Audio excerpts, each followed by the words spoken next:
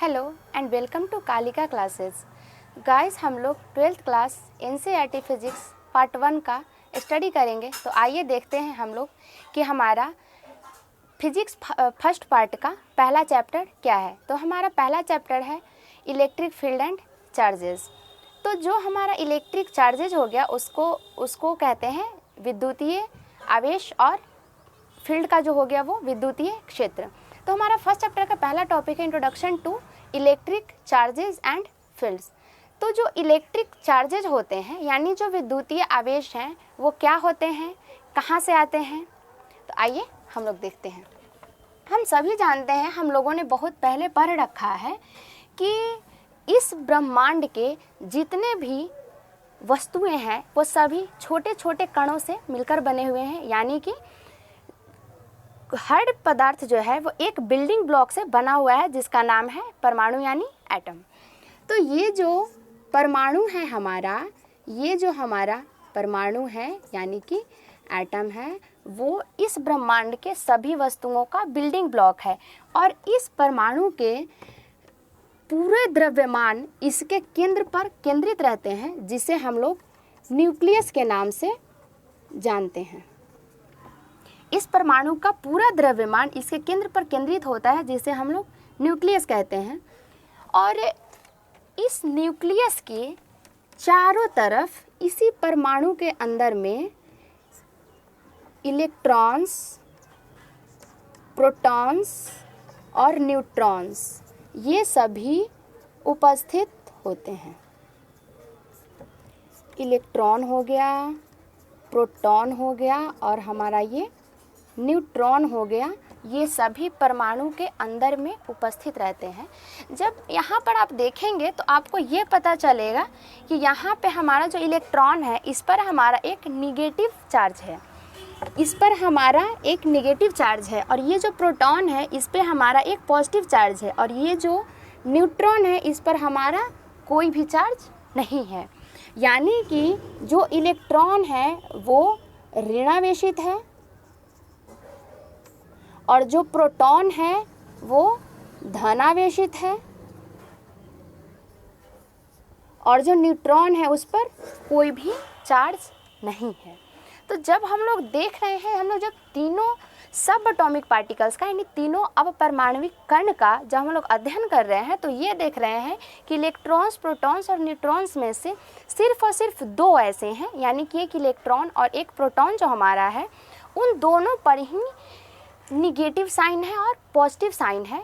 इसका क्या मतलब होता है कि जो हमारा इलेक्ट्रॉन हो गया वो निगेटिवली चार्ज्ड है, और जो प्रोटॉन हो गया वो हमारा पॉजिटिवली चार्ज्ड है।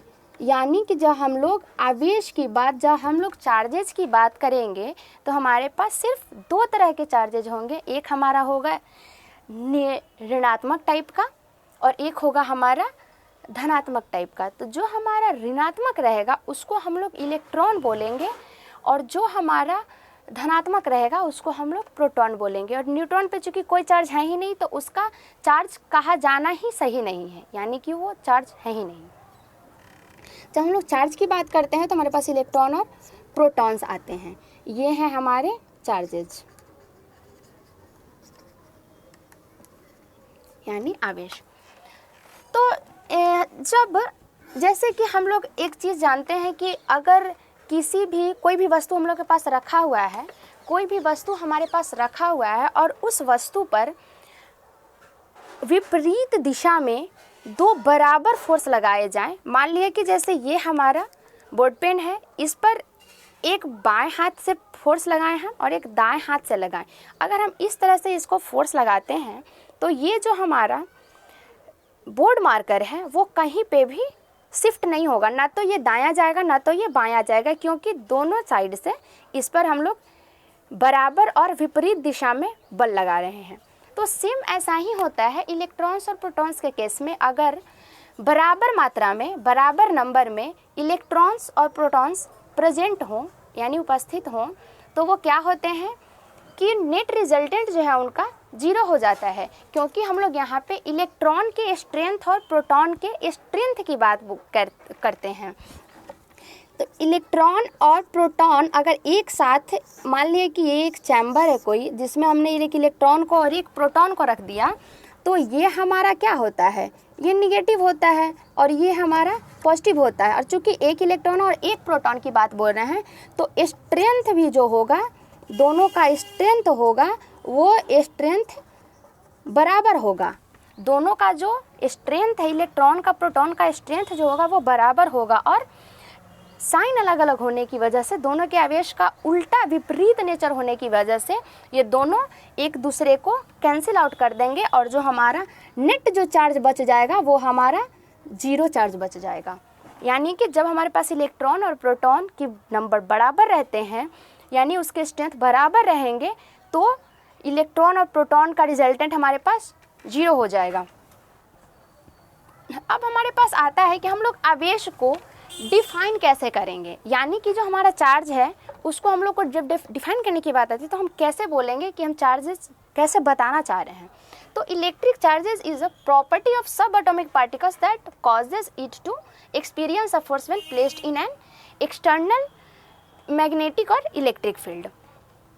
तो ये जो हमारा चार्ज है यानी जो आवेश है, हम उसको डिफाइन करना चाह रहे हैं, तो हम उसे कैसे डिफाइन करेंगे कि ये जो होता है, चूंकि ये एटम का छोटा एटम का ही ये पार्ट है, यानी कि ये सब एटॉमिक पार्टिकल्स हो गए। तो सब एटॉमिक पार्टिकल्स हैं जिन्हें अगर किसी एक्सटर्नल या तो इलेक्ट्रिक फील्ड में रखें या फिर मैग्नेटिक फील्ड में रखें तो ये फोर्स का अनुभव करते हैं।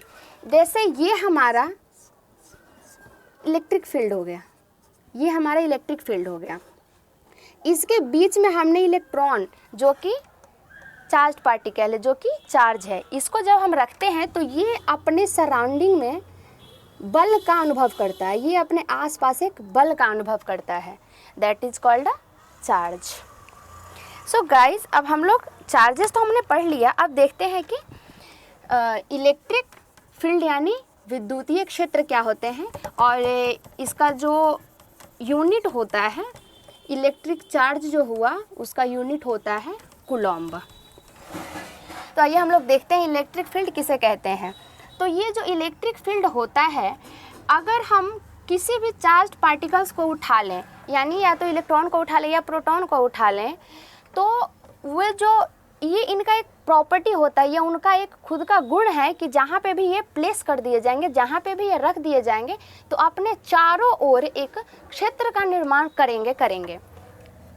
जब हम लोग क्षेत्र की बात करते हैं तो जैसे मान लीजिए कि हमारे पास हम लोग एक फील्ड है जिसमें हम लोग घूम रहे हैं, तो हमारे पास क्या होता है, जब आप ऐसे गोल गोल घूमेंगे तो आपके हाथ के चारों ओर लगेगा कि कुछ बल का अनुभव हो रहा है जो आपके हाथ से रगड़ खा के जा रहा है, तो वो जो आप रगड़ खाने जैसा महसूस करते हैं वही हमारा क्षेत्र होता है। तो उसी तरह से जो हमारा इलेक्ट्रिक फील्ड होता है वो एसोसिएटेड होता है इलेक्ट्रिक पार्टिकल से। तो अगर हम इलेक्ट्रॉन्स को रख देते हैं स्पेस में, स्पेस यानी किसी भी जगह पे हम लोग रख दे रहे हैं, तो ये जो इलेक्ट्रॉन है इसके चारों ओर ना एक क्षेत्र बन जाएगा जो कि इसके होने का एहसास होता है। तो ये जो इलेक्ट्रॉन हो गया, अब हमारा एक और जो चार्ज पार्टिकल जिसका नाम है प्रोटॉन, हम लोग उसको लेते हैं। चूँकि ये चार्ज पार्टिकल्स हैं तो इसका भी कुछ ना कुछ बल होगा और इसका भी कुछ ना कुछ बल होगा। तो ये हमारा जो निगेटिवली चार्ज होता है और ये पॉजिटिवली चार्ज, जो पॉजिटिव चार्ज होता है उनसे जो बल या जो उनके जो फोर्स होते हैं या उस फील्ड का जो डायरेक्शन होता है वो रेडियली आउटवर्ड होता है। यानी जब किसी पॉजिटिव चार्ज को यानी प्रोटॉन को अगर रख दिया जाए, अगर हम लोग प्रोटॉन को रख दें तो हमें ये महसूस होगा कि उससे निकलने वाला जो फोर्स है वो बाहर की ओर है, और जब हम इलेक्ट्रॉन को रख दें तो इससे जो लगेगा कि इलेक्ट्रिक फील्ड जो है वो इसके अंदर में घुस रहा है।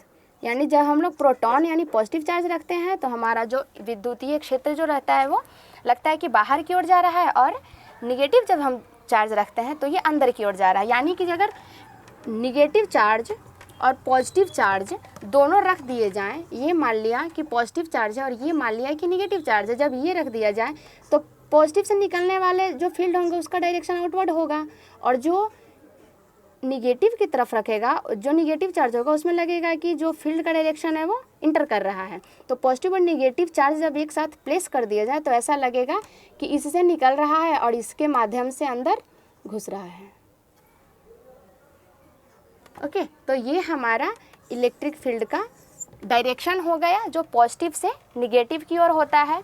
इसका जो यूनिट होता है वो होता है फोर्स पर कूलम्ब, यानी कि जब हम किसी इलेक्ट्रिक चार्ज को रखते हैं तो ये अपने चारों ओर, इसका तो ये एरिया हो गया ना, इसका ये एरिया हो गया, तो ये अपना ये महसूस करता है कि उसके सराउंडिंग से कुछ ना कुछ आउटवर्ड में निकल रहा है।